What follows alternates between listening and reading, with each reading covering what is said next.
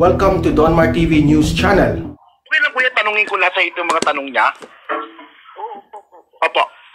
Itong number 1, maliban kay General Santiago, sino pa ang malapit kay Nova na mga PNP, CIDG, Army at Coast Guard?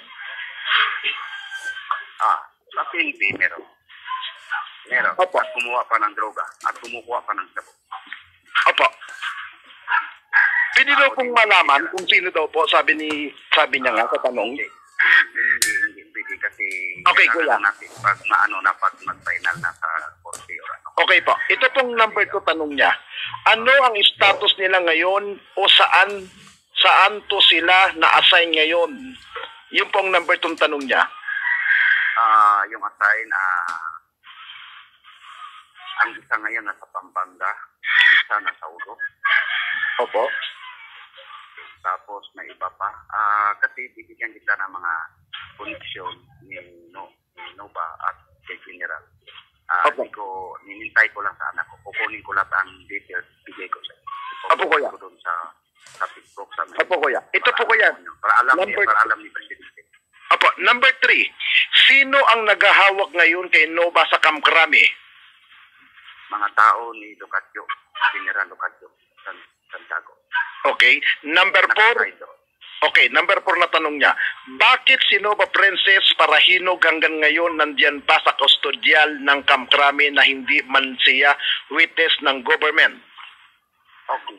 May order na yon noong 2019, ilipat sa BGC, pinigilan, nilaro nila sa baba, walang alam ang presidente. Ang nakasahin doon, lalo na ngayon, ang Chief of Staff ni Sinan, si Remus Medina, nakapunta pa sa Kubol ko yun, at may picture pa kami, nasa FFC, kahit research mo yun, si Remus Medina, ay Chief of Staff ni Sinan, yan ang bata, sirado ni Sinan Lucatio, Tagoy, Santiago. Regional Salva Cruz, Santiago.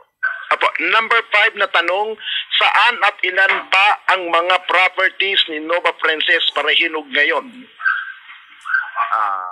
Nakadami po yung mga property niya. Opo.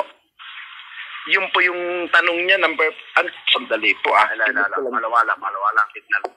Apo, yan. Narinig mo ako, kuya? Apo. Ito, number 6, ano kalalim ang relasyon ni Nova Princess Parahinog at Senator Laila De Lima? Ay, sobrang lalim po. Sobrang lalim. Sabi ko nga yung expose ni De Lima, yun ang 99% na maikonbi ko siya. Yan ay papangako ko sa buong Pilipinas o ito sa administrasyon. Ang katotohanan, isisiwalat ko talaga. Opo. Number 7, malibang kay Senator De Lima, sino pa ang kaibigan ni Nova Princesa Parahinog na mga senador? Meron po, hindi ko pwede sabihin, basta meron. Opo. Number 8, 100%. Opo, ito po number 8. Tao pa ni Pinoy, meron din. Babanggit yun, negosyante, mayaman, witness, ebidensya, meron po tayong ilabas niya. Opo. Number 8 na tanong, sa ngayon marami pa ba ang nasa DOJ na mga appointed na or taon ni Senator De Lima? Meron pa. Sa atensyon niyo po, mga nasa ilan po yun? Hindi ko lang maanong pangalan. Meron pa. Pero mababang mga po. Opo. Number 9 na tanong, sino pa ang mga higit pa sa kaibigan ni Nova Princess Parahinog na mga businessman sa Osamis City hanggang ngayon? Ulitin. Opo, number 9, sino pa ang mga higit para sa kaibigan ni Nova Princess Parahinog na mga businessman na sa Osamis City hanggang ngayon? Sa pagka ngayon, wala siyang kaibigan na dahil ang lahat ng tao sa aming lugar ay galit sa kanya. Okay. Wala na siyang kakampi dahil lahat ng tao, lahat ng tao, mga businessman, ay na masaya na sila na tahimik ng lugar ang Osamis. Dahil marami din galit Nova dahil siya po isang korupsyon at lalo na sa buong sitio ng Osamis City noong panahon walang sweldo mga trabante, pero ngayon nakaupo na ngayon ang mayor, ay natutuwa sila, ay masaya na sila na wala ng korupsyon yan mismo sa loob ng sitio. Sitio lang po yun yung national. Opo. Number 10, sino pa ang mahigit pa sa kaibigan ni Princess Parahinog sa mga elected official sa probinsya ng Misamis Occidental o Osamis City? Sa ngayon, wala din siya. Halos lahat ng mga elected official sa aming lugar ay ganito na niya. Okay. Number 11, kuya.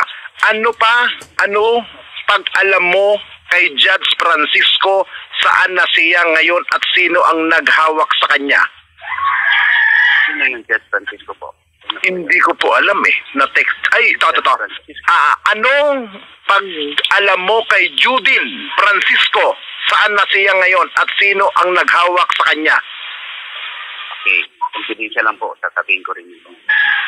Opo. Marami po kong alam. Sinasabi ko sa iyo po, sir, ang dami kong alam. Sobra.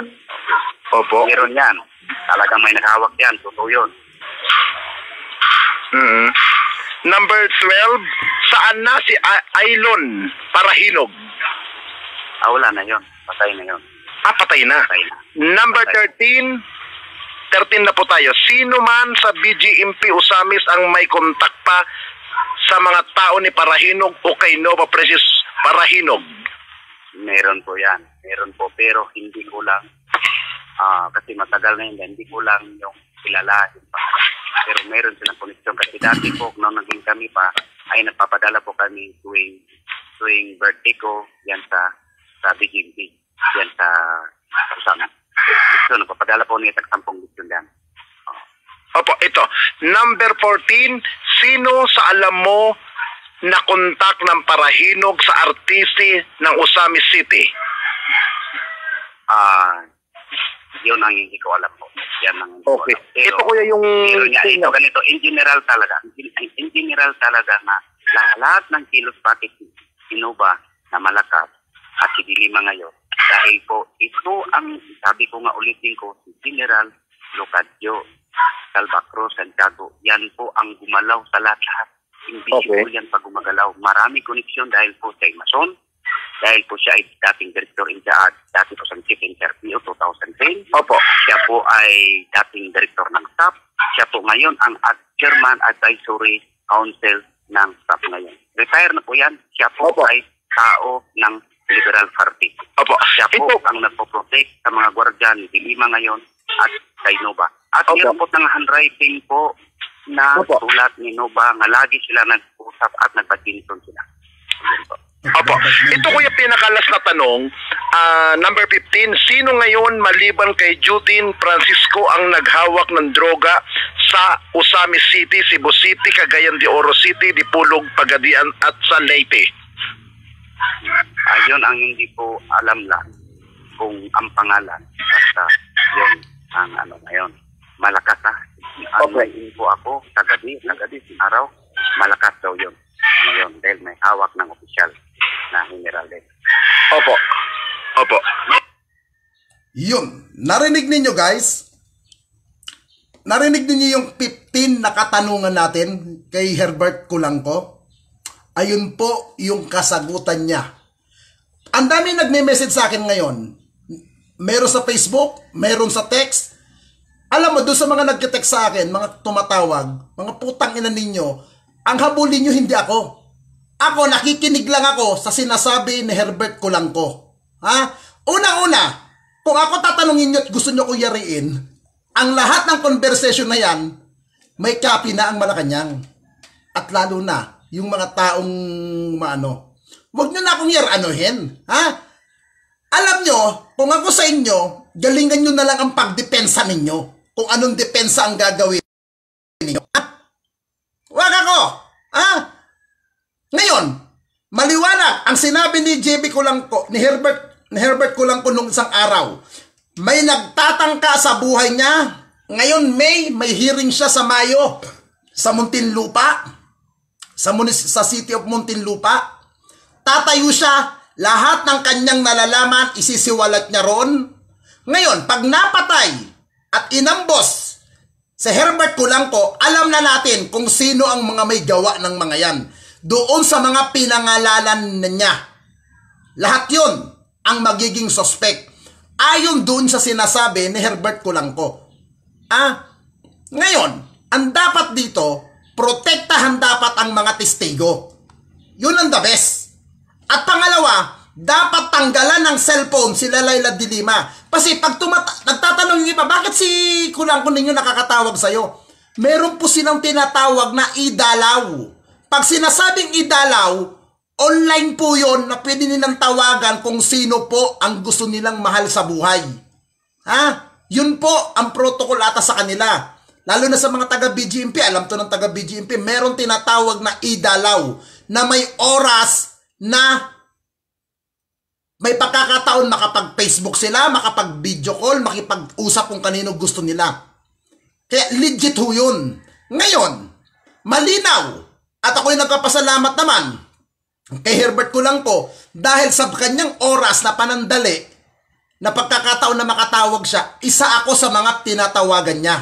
Nagpapasalamat ako doon dahil hindi ko pala alam, matagal na palang follower ko si Herbert Kulanco. Hindi po kami magkakilala personal niyan.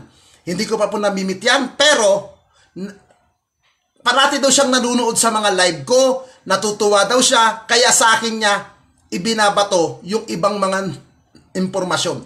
Ngayon, dapat po natin i-share po itong video to para kung anuman ang mangyari sa buhay ni Herbert Kulanco, alam natin kung sino. Tama ang sinabi ni Herbert marami pang nakapalibot kay Pangulong Duterte dyan na mga hudas. Tama yun. At naniniwala ako na bulong ng bulong yung iba dyan na para lang magpabango. Hahantayin ba natin? A-action pa ba tayo na mapatay ang mga testigo kaysa doon sa putang inang si Laila de Lima? Biruin nyo, ang sarap ng buhay, nagbebed mental lang daw sa loob ng kulungan, sila nila Princess Nova. Di ba insulto yun? Ngayon, sasabihin ni Laila de Lima, bakit nakakapag-cellphone? Bakit ikaw nakakapag-cellphone ka rin, buliki ka? Abangan nyo po ito. Isa pang exclusive interview din natin, kung natatandaan po ninyo, bakit may lumabas na pangalan ni Colonel Juby Parahinog sa Narcoles? Bakit nadawit siya? Gusto niyong malaman kung sino ang nasa likod nun? Mga tao rin ni Laila de Lima at kasapakat yung general na sinasabi niya. Abangan niyo po yan. Unti-unti natin nilalabas yan sa social media. Abangan niyo lang ho.